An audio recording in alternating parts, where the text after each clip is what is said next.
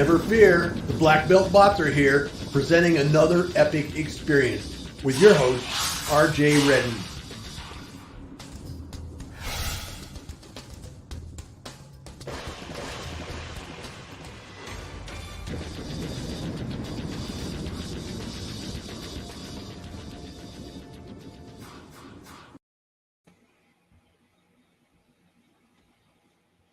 Hey, looks like we had a little button shuffle in there. Hey, everybody, welcome to the Epic Engagement Adventure. I am your host, RJ Redden, and hopefully you know me by now. But if you don't, we are here to talk with a human that knows how to, let's just say, cut the bull. That's why I chose my background today. It's the swords. Yes. We're gonna cut right to the chase today with my friend Justin Cunningham. We are going to cut to the chase and talk about how to get some results. So Justin, thank you for joining me today. Oh, my absolute pleasure, RJ. Thanks for having me. I met Justin just a little while back at a networking deal. And what impresses me most about Justin is that he just isn't afraid to say what is on his mind. Do you know how sometimes when you're talking to people and they're sort of dancing around a subject and you're not really sure what they mean or what's going on? You'll never get that experience with my friend Justin Cunningham. Tell us who you are, what you do, and where you're from. Well, thanks again, RJ. Look, my name's Justin Cunningham. I have a business called Shift Your Results. I'm based in Auckland, New Zealand. I previously was based in LA. My wife's American, so I'm a bit of a global citizen. And what I do is really help frustrated rock stars in business go big. That's the short version of it. And there's three key things that I focus on, and that's helping people stand out with their X factor, create transformative business, meaning the difference between transactional and transformative is that transformative is expansive. Like, how big can this thing go? It's about solutions, it's about impact, rather than just making a sale. Now, what tends to happen also if you play a transformative game is you get rewarded far more than you would if you were playing this transactional type game. And the last thing is optimization. So many people I've come across are suffering under the idea that they have to do things a certain way, and they just do them over and over and over, and they, and if it doesn't work, it just leads to this kind of constant beating themselves up and thinking, I've just got to go harder, I've just got to do more, I've got to learn another thing. And what I've discovered is that there is a lot of mythology out there, and what I help people do is cut through that to the things that matter. And I'm a big fan of the 80-20 principle, and so I follow a lot of that, which is, for people that don't know what that means, it means that statistically 20% of what you're doing is producing 80% of your results. More recent research has said it's more like 5% of what you're doing is producing the majority of your results. So that suggests two things. One, we're wasting a lot of time and energy. And two, if we can find the 5 to 20% that's working and double it, we can work half as much and get twice as much reward. So for me, I like to move fast. I like to find the one thing that's going to make a big difference and make sure that we're asking ourselves the right question. So yeah, that's my thing. I come from a background of being a music guy. I'm one of the pioneers of hip hop in New Zealand. I started rap battles in New Zealand 22 years ago. Before that, I was a big skateboarder, top 5 skateboarder with Tony Hawk and all that stuff. So getting radical and facing fear and working on that inner stuff to get the outer rewards is also a big part of my makeup and what I support people with. And I think, I could keep talking about all these different things that I'm passionate about, but I think that's a pretty good summary, RJ. Well, excellent. One of the and may we talk about the title of your book that you've been working on. Can you give us that? Because it's splendid, and I want everyone to know.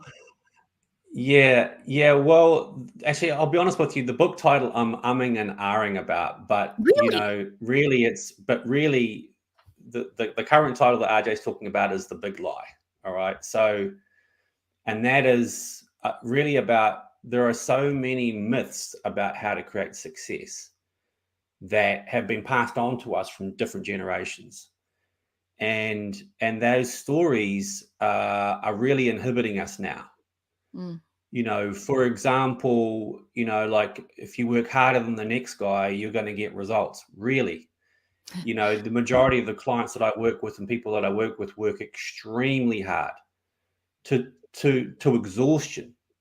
Mhm. And then if results don't turn up, then that turns into a lot of negative self-talk, and they end up paralyzing themselves by overanalyzing and all that sort of stuff.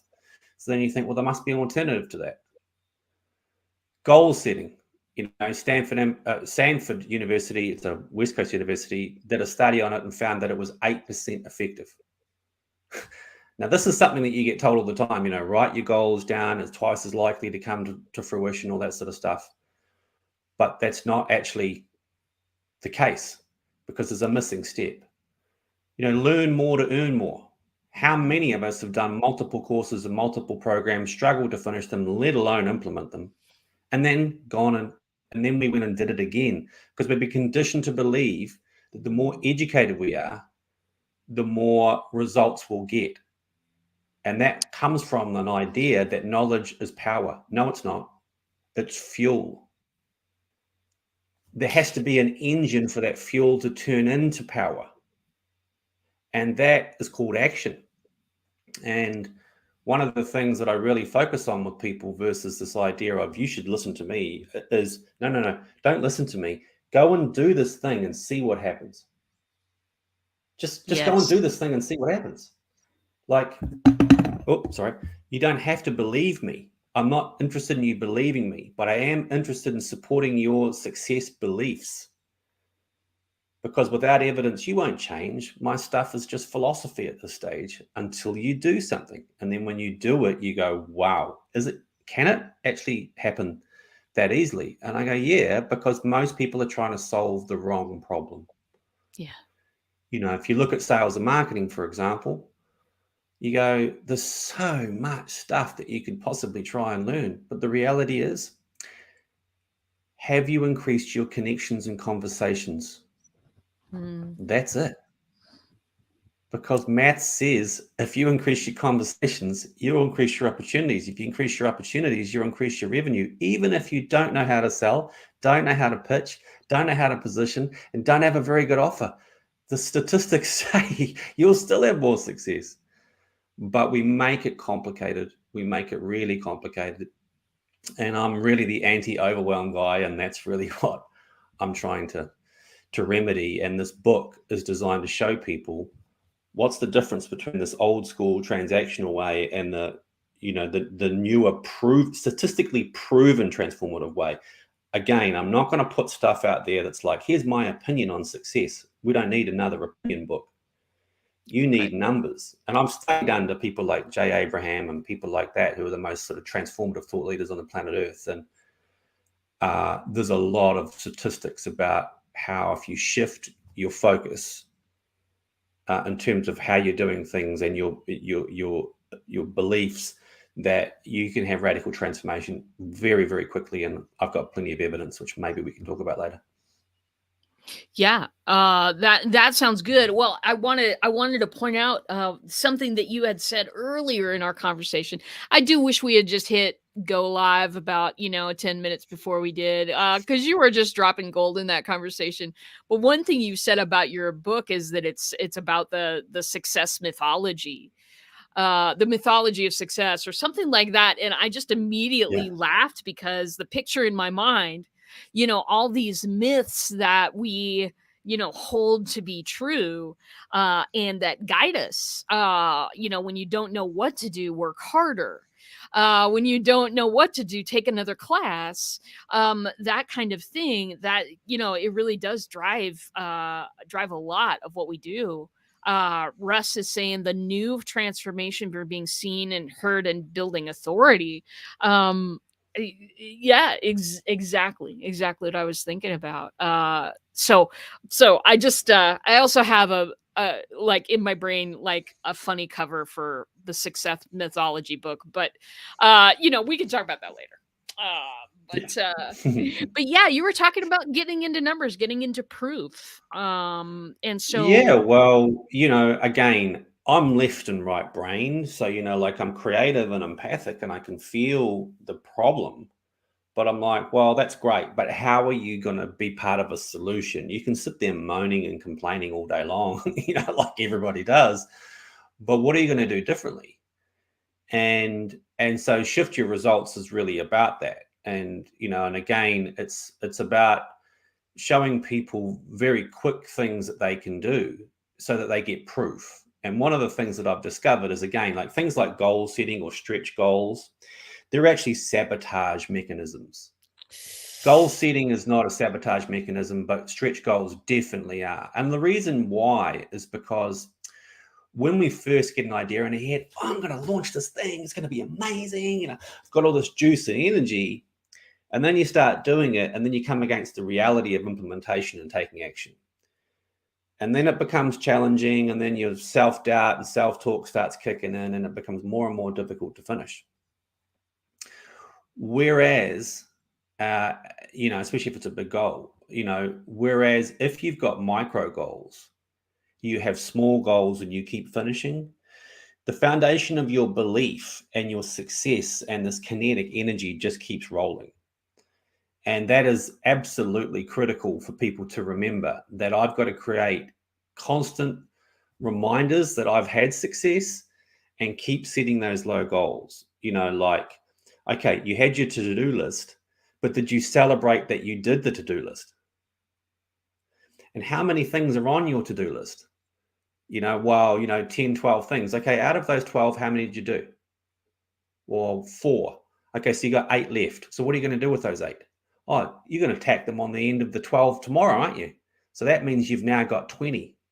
Now you keep doing that by the end of the week. How do you feel? Exhausted, overwhelmed, beaten, and inadequate. But the whole problem was you put 12 things on your to-do list. If you just put 4 things or 3 things on your to-do list, there's a guy called Gary Ryan Blair who's called the goals guy. And this is essentially his whole premise.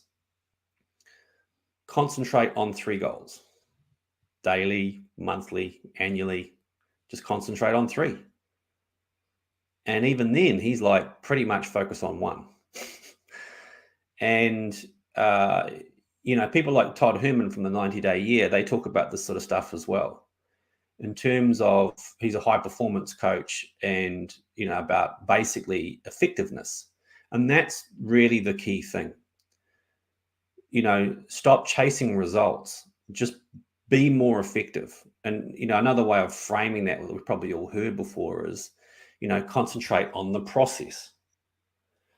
And again, whatever you're doing, get clear on what it is that you're trying to achieve. And if it worked, great, double down. If it didn't work, find out what happened, try and improve. If it's still not working, then move on and do something else. And this is something I see a lot, most people don't stop to measure the effectiveness of their tactics. And, and as a result, they're really not sure what's working and what's not. But there's no excuse for that, because really there's all the tools in the world these days to show you where you're at. So that old adage of, 50% of my marketing's working, but I don't know which half, ha, ha, ha. That's 20 years ago. Now, there's no reason for you not to know. But as somebody myself who's struggled with that, and I'll be honest with you, I've also had problems with my energy. I've had a fatigue problem since I was in my early 30s. This really drove me to sort of say, well, I can either beat myself up for not having all the energy that I need to get everything done, or I can find the most transformative things to do and do those with the time I do have. Yeah. And what that did was it led me to this kind of epiphany. And I actually looked around me and went, hey, everybody's in this boat. Everybody's feeling like this. Nobody really wants to work 8 to 12 hours a day.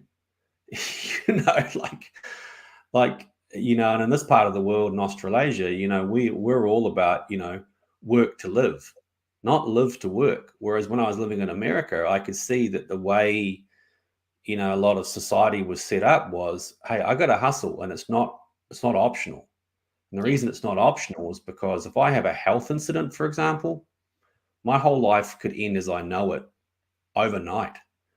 My wife has had 3 medical incidents that basically led to about $150,000 worth of debt. Now, she's pretty remarkable, and she managed to meet that debt, which is fantastic aside from her existing living costs. But I know that nearly broke her. And I can only imagine if that's what happened for her, and she's extremely resourceful, what's happening for others.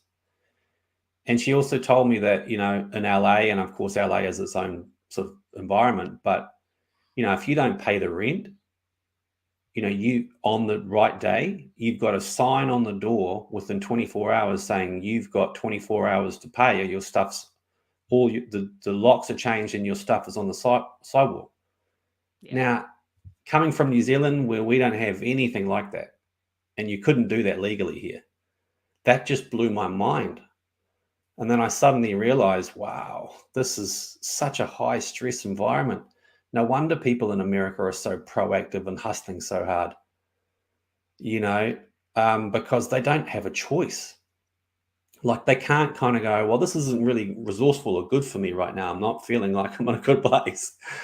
But you still have to make those choices, because if you don't look after this, you're not going to get that. You're not going to get what you're looking for. And so, again, a lot of this stuff drove me to realize that this journey we're on, I mean, business is just a collection of relationships. That to have an effective relationship with yourself and an effective relationship with others, you've got to have a deeper connection with yourself, a deeper connection with the people you're working with, and a deeper understanding of who you really are, instead of chasing these ideas of, I'm going to be a 7-figure XYZ. It's like, for most people, their happy money number is nowhere near $1 million. Yeah, exactly. I saw a stat the other day, and it said 3% of people in America earn over $450,000. So this whole idea of you chasing 7 figures, you're trying to join the top 3% of your country. So if you're feeling like that's a hard road, you're right. It is a hard road. And if you're feeling like you're less than, well, that's only because you're comparing yourself to the top 3%.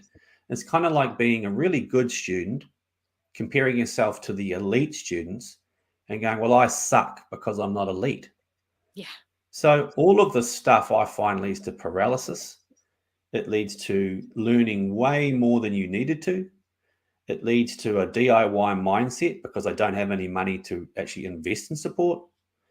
And it leads to a lot of cynicism because I never actually thought, how am I going to implement this post learning?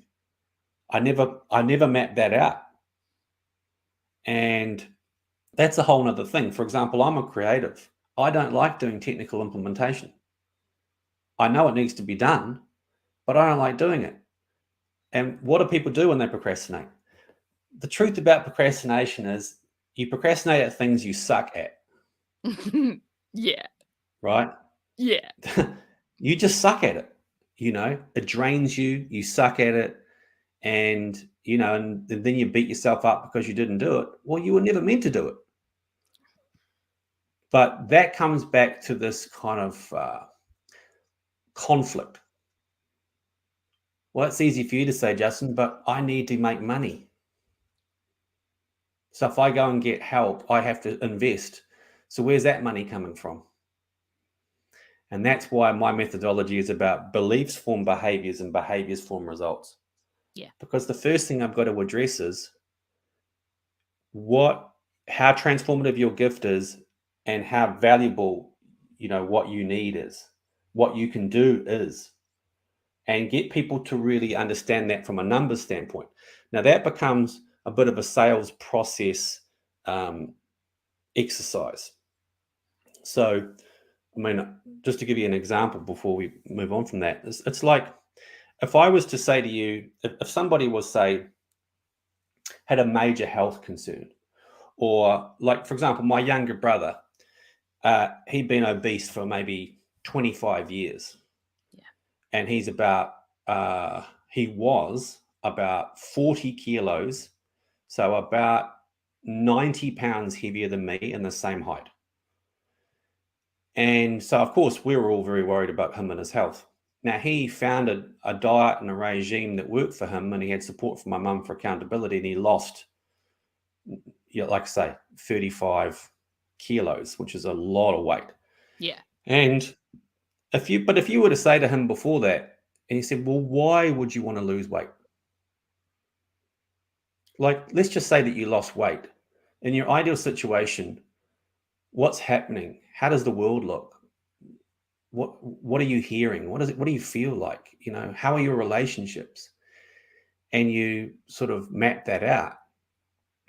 That's actually why he's doing it. He's not doing it because his brother or his mother said, oh, it should be good for your health. No, he's going, well, I want to have a relationship. I want love. I want energy. I don't want to fall asleep everywhere. That's the stuff. And for a lot of people, they actually have these gifts that really create this transformative futures for others. But they haven't thought like that. They're still in this transactional idea. Like we were just talking to your partner, Ross, about what he does. And he said his function. And I'm like, no. And I challenged him because his transformative power was actually energetic, not functional. And I find that when I reveal that with people, their minds go, oh, you can see it. You can actually see it. And you've named it. And I'm like, yeah, I can actually see it. And then they feel like, oh, okay, good. Because I'm so sick of wearing this mask. Let me put that over there and show up as who I am. Yeah. And again, that's why, I've reached out to you about our future together in terms of partnering in business, because as unique and quirky and rad as you are, you're giving permission to other people to do that. Yeah. And that's what I'm all about. Everybody on some level thinks they're a bit of a weirdo. And, they're not sure whether it's safe to really show up like that. And so, that's why I love your whole steez, because you just, your authentic bravery is just a beautiful thing. Why, thank you. I mean, as always, that's one of the things that I'm really constantly saying. And so many people have, kind of made a shift lately in going from corporate to entrepreneurship or contract work or whatever. And there's so many people out there that don't know yet that the best way through is to be you. The best way to differentiate yourself is, for me, to let my freak flag fly, because this is, I mean, no matter who is talking to me, you're gonna get this. My wife's talking to me, she gets this. We're doing a show, you get this. I mean, no matter who, no matter what, I'm always the same human, and I refuse to put on the polo and say the words that everybody else says to try to get clients. I did that. It was very unsuccessful. And so yeah. And what really I love about you is you're not afraid to take that sort of we'll say kind of a rebellious attitude. We'll say kind of the establishment really isn't cool, actually. You take that attitude toward helping people do the inner work that's going to prepare the foundation for some really fantastic results out there. Most definitely. And what you were saying there really relates to one major issue. What opens up your energy? Because if you're acting and that's taxing, that's not flow. and you're trying to find your flow, right? Yeah. You know, I'm a Generation X poster kid. I'm a skater, rapper dude, you know. But have I felt conflicted about showing up as a white guy that does, you know, black music and is passionate about street culture and all that stuff? Yeah, for sure. Why? Because I'm dealing with generally middle-aged, middle of the road white men decision makers. Yeah. And even and women as well. And so, you know, like what I find is that when you show up like this, they're both inspired and threatened. Yes. And so you need to kind of show them that it's safe. One of the things that I've discovered is that everybody's driven by safety. When I was dealing with billion-dollar companies as a sales trainer and various other roles, Coke and Mercedes-Benz and all sorts of different people, one of the things that you find about senior management, for example, is that they're driven by fear. Yeah. Like even when you come to them and you say, hey, I've got this thing that can make you X amount of money, the threat that it might not work to their job security is a major reason why they'll make no decision at all. And you go, wow, how redundant is that? Like, you know, you just can't wrap your head around it. And then you realize that that's a culture of fear because, you know, my security needs to be sorted. And that's one of the big things that I like to help people do that are making the leap, for example, from a corporate thing over into our world, which requires a lot of bravery, is to say you need a bridge. Don't make a leap, make a bridge. You know, come out, develop your thoughts, develop your concept, tune back into who you really are, separate of this identity you've been running with for all these years. Get clear on that, and then make something that expresses that and transforms others. And even if you want to stay in the corporate world, but you're still like, well, I want to build a digital asset, for example, because of clearly COVID has rocked the whole structure of what's reliable. You still need to come with X factor. You can't come here with safety, you know, and that's why I think a lot of the people that are in our space about business development are talking about the personal journey, because how information is everywhere. But the transformational interchange work and transformational strategic work that you can do to create radical impact for yourself first, because you have to fill your own cup first, and then for others, it's there. But unless you know it's there, or unless you ask the question, you'll never find it. And so my thing is to help people really light their fire and show up in their superpower and to claim it. Like we were saying about your brilliant friend Ross before, you know, like, because most of us don't realize that those things that we've had all our lives are in fact that transformative because we've had them all our lives. So I'm here to show people another way. And to do so in a non-reverential manner. That's just one of the things I love. Well, I am certain that people are going to want to contact you and talk to you about the way you shift results. So, what do you have for us? Do you have a secret surprise, little gift, anything? Yeah, well, I have a bundle that I have, and it's sociotap.com/Justin Cunningham. And so let me see if I can. Do you want me to put that in the chat or the comments? Oh yeah, please do. I would love it. I would love it because people need to know you. People need, it takes a village, and we know every time we talk, when I hear you talking, it's a message that people need to hear, and it's put in a different way. Having the courage to put something in a little bit of a different way, that's also something I love about my friend Justin here, that he doesn't balk at that.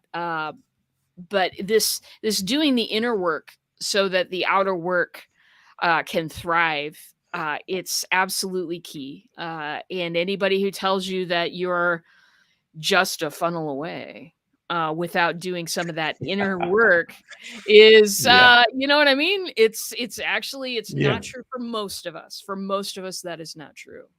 So yeah, my friend. Great. Any pearls of wisdom you have for the audience before we retreat back into our caves?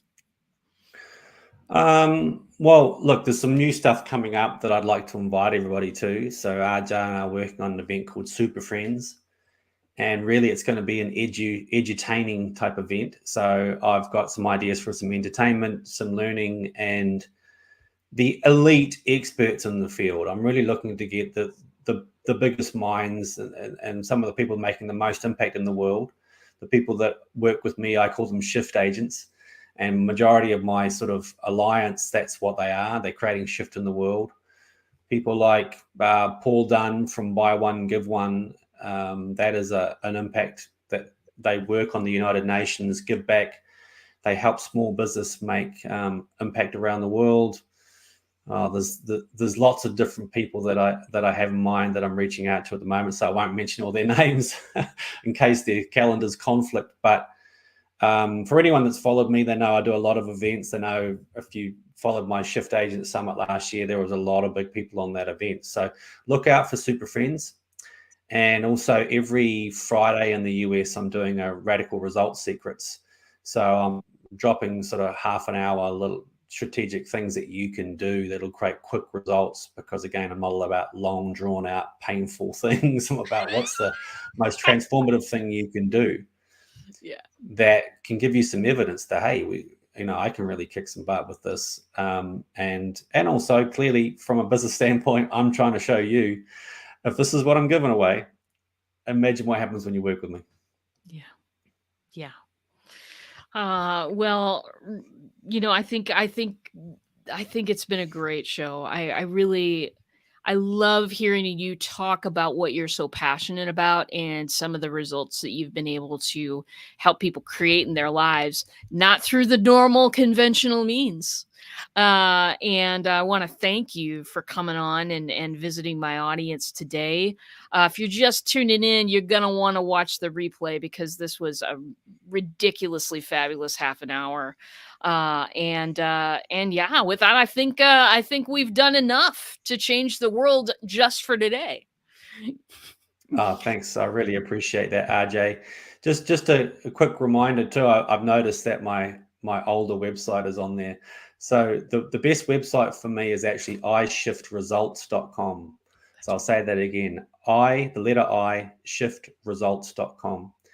And there you'll find some interviews, you'll find some resources, some stuff to help you on your journey. And again, the Sociotap link that we put up before, there's an opportunity there to get some resources, and there's also an opportunity to have a chat if that calls to you. Either way, it's been a blessing, and I really appreciate you giving me this opportunity, RJ, and I'm looking forward to us creating some magic together. Oh, it's happening. It's happening right now. All right. Well, Russ, if you'll take us out, we'll see you all next week.